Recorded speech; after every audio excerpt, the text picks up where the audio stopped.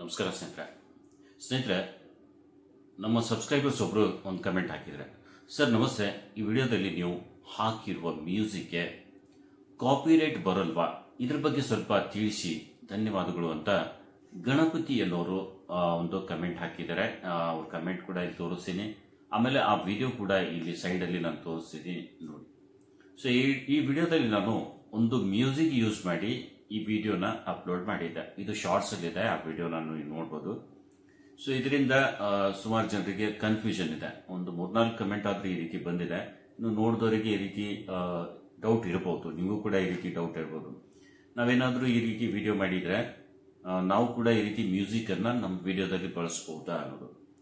So ಇಲ್ಲಿ ಈ ವಿಡಿಯೋದಲ್ಲಿ ನಿಮಗೆ ಕ್ಲಾರಿಫಿಕೇಶನ್ ಕೊಡ್ತೀನಿ. ನೀವು ಮ್ಯೂಸಿಕ್ ಯೂಸ್ ಮಾಡಬೇಕಾ, ಏನು ಎಂಥದ್ದು, ಏನೆಲ್ಲ ಫ್ಯಾಕ್ಟರ್ಸ್ ಇದೆ, ಏನೆಲ್ಲ ಗಮನದಲ್ಲಿ ನಾವು ಇಟ್ಟು ಇದ್ರ ಮೇಲೆ ಕೆಲಸ ಮಾಡಬೇಕು ಅನ್ನೋದು ಡೀಟೇಲ್ ಆಗಿ ಇದರಲ್ಲಿ ಹೇಳ್ತೀನಿ. ಸೊ ದಯವಿಟ್ಟು ವಿಡಿಯೋ ಸ್ಕಿಪ್ ಮಾಡದೆ ವಿಡಿಯೋ ಪೂರ್ತಿ ನೋಡಿ. ಹಾಗೆ ನೀವು ಇನ್ನೂ ನಮ್ಮ ಚಾನಲ್ ಸಬ್ಸ್ಕ್ರೈಬ್ ಆಗಿಲ್ಲದಿದ್ದರೆ ಇಂಥವುದೇ ಯೂಟ್ಯೂಬ್ನ ಉಪಯುಕ್ತ ಮಾಹಿತಿ ವಿಡಿಯೋ ನೋಡಲು ಚಾನಲ್ ಕೂಡ ಸಬ್ಸ್ಕ್ರೈಬ್ ಆಗಿ, ಆಮೇಲೆ ಪಕ್ಕದಲ್ಲಿ ಒಂದು ಬೆಲ್ ಬಟನ್ ಬರುತ್ತೆ, ಅದರ ಮೇಲೆ ಕ್ಲಿಕ್ ಮಾಡಿ ಆಲ್ ಸೆಲೆಕ್ಟ್ ಮಾಡಿ. ಬನ್ನಿ ವಿಡಿಯೋ ಸ್ಟಾರ್ಟ್ ಮಾಡೋಣ. ಸ್ನೇಹಿತರೆ, ನಾವು ಏನೇ ವಿಡಿಯೋ ಮಾಡಿದ್ರು, ಬೇರೆಯವರ ಕಂಟೆಂಟ್ ಏನೇ ಇರಲಿ, ನಾವು ಯೂಸ್ ಮಾಡಿದರೆ ಅದಕ್ಕೆ ಕಾಪಿರೈಟ್ ಕ್ಲೇಮ್ ಬರುತ್ತೆ. ಕಾಪಿರೈಟ್ ಕ್ಲೇಮ್ ಬಂದ್ರೆ ಚಾನಲ್ಗೆ ಏನು ಇಂಪ್ಯಾಕ್ಟ್ ಬೀಳಲ್ಲ. ಅಂದ್ರೆ ಚಾನಲ್ ಡಿಲೀಟ್ ಆಗೋದು, ಸ್ಟ್ರೈಕ್ಸ್ ಬಂದು ಏನಾದ್ರು ಪ್ರಾಬ್ಲಮ್ ಆಗೋದು, ಈ ರೀತಿ ಏನೂ ಆಗಲ್ಲ. ಬಟ್ ಅದರಿಂದ ನಾವು ಅರ್ನಿಂಗ್ ಮಾಡ್ಲಿಕ್ಕೆ ಆಗಲ್ಲ, ರೀಯೂಸ್ ಕಂಟೆಂಟ್ ಬಂದ್ಬಿಡುತ್ತೆ. ಇನ್ನು ಮಾನಿಟೈಸ್ ಆಗಿದ್ರೆ ಒಂದೆರಡು ವಿಡಿಯೋ ನೀವು ಯೂಸ್ ಮಾಡಿದ್ದೀರಾ ಅಂದ್ರೆ ಕಾಪಿರೈಟ್ ಕ್ಲೇಮ್ ಬಂತು ಅಂದ್ರೆ ಆಗಿರೋ ಅರ್ನಿಂಗ್, ಮಾನಿಟೈಸ್ ಆದ್ಮೇಲೆ ಆಗಿರೋ ಅರ್ನಿಂಗ್, ಯಾರು ವಿಡಿಯೋ ನೀವು ಯೂಸ್ ಮಾಡಿ ಅಪ್ಲೋಡ್ ಮಾಡಿದ್ದೀರಾ ಅವರಿಗೆ ಆ ಅರ್ನಿಂಗ್ ಹೋಗುತ್ತೆ. ಯಾಕಂದ್ರೆ ಕಾಪಿರೈಟ್ ಕಂಟೆಂಟ್ ಓನರ್ಗೆ ಹೋಗುತ್ತೆ, ಕ್ಲೇಮ್ ಇರುತ್ತಲ್ಲ ಅದಕ್ಕೆ. ಸೊ ಈ ರೀತಿ ಇದರಲ್ಲಿದೆ. ಇನ್ನು ಕಾಪಿರೈಟ್ ಯೂಸ್ ಮಾಡಿದ್ದೀರಾ ನೀವು, ಶಾರ್ಟ್ಸ್ ಮಾಡಲಿ ಲಾಂಗ್ ಮಾಡಲಿ, ಶಾರ್ಟ್ಸ್ ಅಲ್ಲಿ ಮಾಡಿದ್ರೆ ನೀವು ಮ್ಯೂಸಿಕ್ ಏನಾದರೂ ಯೂಸ್ ಮಾಡಬೇಕು ಅಂದ್ರೆ ನೋಡಿ, ಹಾಡ ಯೂಸ್ ಮಾಡ್ಬೋದು, ಮ್ಯೂಸಿಕ್ ಯೂಸ್ ಮಾಡ್ಬೋದು. ನೀವು ನಿಮ್ಮ ಚಾನಲ್ ಮೇಲೆ ಹಾಕ್ತಿರೋ ಶಾರ್ಟ್ಸ್ಗೆ ಇದೆಲ್ಲ ಮಾಡ್ಬೋದು. ಆದರೆ ಕಂಡೀಷನ್ಸ್ ಇದೆ, ಸುಮಾರು ಕಂಡೀಷನ್ಸ್ಗಳಿವೆ. ನೀವು ಅದನ್ನ ಫಾಲೋ ಮಾಡಿದ್ರೆ ಯೂಸ್ ಮಾಡಲಿಕ್ಕೆ ಅವಕಾಶ ಇದೆ. ಈಗ ಒಂದು ಮ್ಯೂಸಿಕ್ ಇದೆ ಅಂದ್ರೆ ಆ ಮ್ಯೂಸಿಕ್ ಯೂಸ್ ಮಾಡಬೇಕು ಅಂದ್ರೆ ಒಂದು ಫೋಟೋ ಹಾಕಿ ಮ್ಯೂಸಿಕ್ ಹಾಕಿ ಬಿಟ್ಬಿಡೋದಲ್ಲ. ಇನ್ನು ಮ್ಯೂಸಿಕ್ ಯೂಸ್ ಮಾಡಬೇಕಾದ್ರೆ ಒಂದು ಫೋಟೋ ಹಾಕಿ ಅಥವಾ ಏನೋ ಒಂದು ಕಾಮಿಡಿ ಅದು ಇದು ಅಲ್ಲಿಂದ ಇಲ್ಲಿಂದ ತಗೊಂಡು ಹಾಕ್ಬಿಟ್ಟು ಒಂದೇ ಮ್ಯೂಸಿಕ್ ಮಲ್ಟಿಪಲ್ ಟೈಮ್ಸ್ ಹಾಕೋದು, ಈ ರೀತಿ ನಾವು ಮಾಡಬಾರ್ದು. ಮ್ಯೂಸಿಕ್ ಯೂಸ್ ಮಾಡಬೇಕು ಅಂದ್ರೆ ಅದರಲ್ಲಿ ನಮ್ಮ ವ್ಯಾಲ್ಯೂ ಆಡ್ ಇರಬೇಕು. ಸೊ ಉದಾಹರಣೆಗೆ ನಾನಿಲ್ಲಿ ಹಾಕಿರೋ ವಿಡಿಯೋ ನೀವು ನೋಡಿ, ಅದರಲ್ಲಿ ನಾನಿದ್ದೀನಿ, ಅದರಲ್ಲಿ ಒಂದು ಅನ್ಬಾಕ್ಸಿಂಗ್ ಮಾಡ್ತಿದ್ದೀನಿ, ಸ್ಟ್ಯಾಂಡ್ ಇದೆ ಒಂದು, ಆ ಸ್ಟ್ಯಾಂಡ್ ಅನ್ನ ಅನ್ಬಾಕ್ಸ್ ಮಾಡ್ತಿದ್ದೀನಿ. ಸೊ ಅದರಲ್ಲಿ ನನ್ನ ಆಕ್ಟಿವಿಟಿ ಇದೆ. ಹಾಗಾಗಿ ನಾನು ಮ್ಯೂಸಿಕ್ ಯೂಸ್ ಮಾಡಿದ್ರೆ ನನಗೇನು ತೊಂದರೆ ಆಗಲ್ಲ.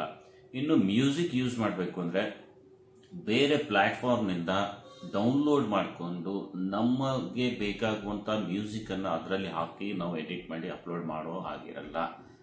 ಯೂಟ್ಯೂಬ್ ಸಜೆಸ್ಟ್ ಮಾಡಿರುವಂತ ಶಾರ್ಟ್ಸ್ ಅಲ್ಲಿ ಹೋದಾಗ ನಾವು ವಿಡಿಯೋ ಎಡಿಟ್ ಮಾಡಿರ್ತೀವಿ, ಆ ವಿಡಿಯೋ ಹಾಕುವಾಗ ಯೂಟ್ಯೂಬ್ ಏನ್ ಸಜೆಸ್ಟ್ ಮಾಡಿದೆ ಮ್ಯೂಸಿಕ್ ಅನ್ನ, ಅದೇ ನಾವು ಅಲ್ಲಿ ಆಡ್ ಮಾಡಬೇಕು.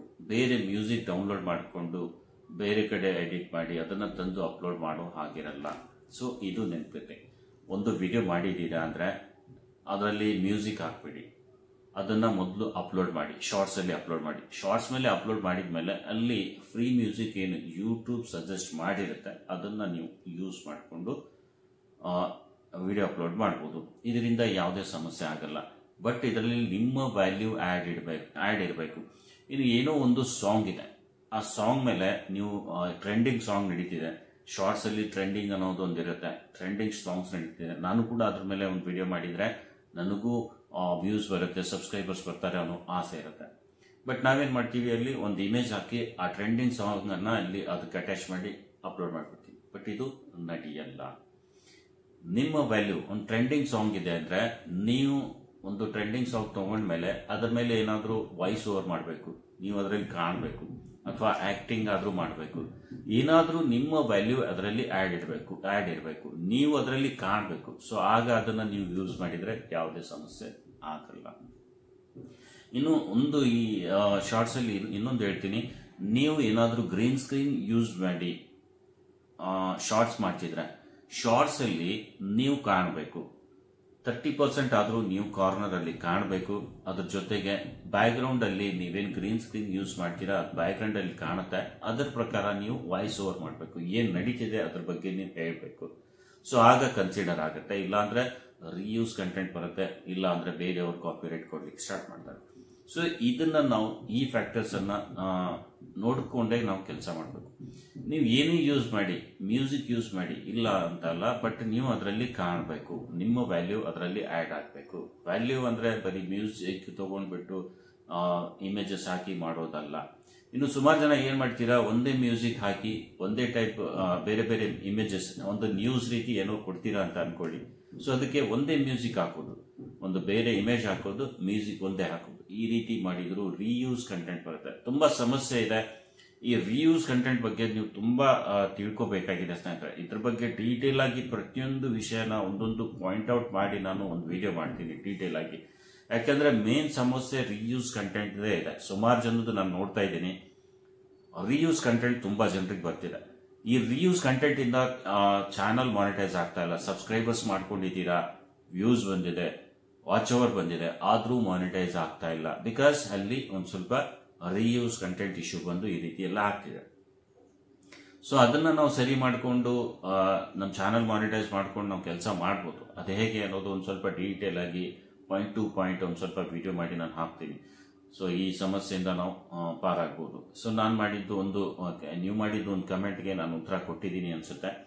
ಸೊ ನೀವು ನಿಮ್ಮ ಚಾನಲ್ ಅಲ್ಲಿ ಅಪ್ಲೋಡ್ ಮಾಡೋ ಶಾರ್ಟ್ಸ್ಗೆ ಮ್ಯೂಸಿಕ್ ಬಳಸ್ಕೊಂಡು ಮಾಡ್ಬೋದು. ಯಾವ ರೀತಿ ಅಂದ್ರೆ ನೀವು ಅದರಲ್ಲಿ ಕಾಣಬೇಕು. ಏನೋ ಒಂದು ಪ್ರಾಡಕ್ಟ್ ಇರಲಿ, ನೀವು ಏನೇ ಪ್ರಾಡಕ್ಟ್ ಮುಖ ಕಾಣಲಿಲ್ಲ ಅಷ್ಟೇ ಹೋಯ್ತು, ಅಟ್ಲೀಸ್ಟ್ ಕೈಯಾದ್ರೂ ನಿಮ್ದು ಕಾಣಬೇಕು, ನಿಮ್ಮ ಆಕ್ಟಿವಿಟಿ ಅದರಲ್ಲಿ ಕಾಣಬೇಕು.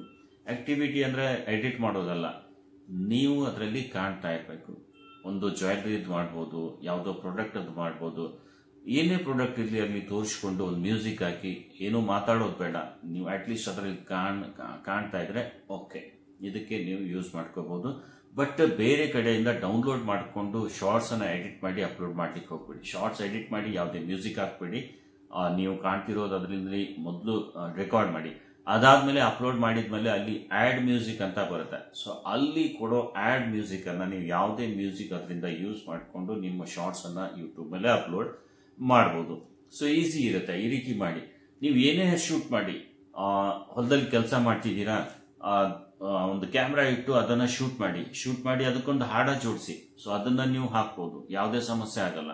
ಏನೇ ಕೆಲಸ ಮಾಡಿ, ನೀವು ಎಲ್ಲೋ ಹೊರಗಡೆ ಇದ್ದೀರಾ, ಅಲ್ಲೇನೋ ನಡೀತಿದೆ, ಅದನ್ನ ಶೂಟ್ ಮಾಡಿ, ಅದರಲ್ಲಿ ಮ್ಯೂಸಿಕ್ ಆಡ್ ಮಾಡ್ಕೊಂಡು ಕೆಲಸ ಮಾಡಿ.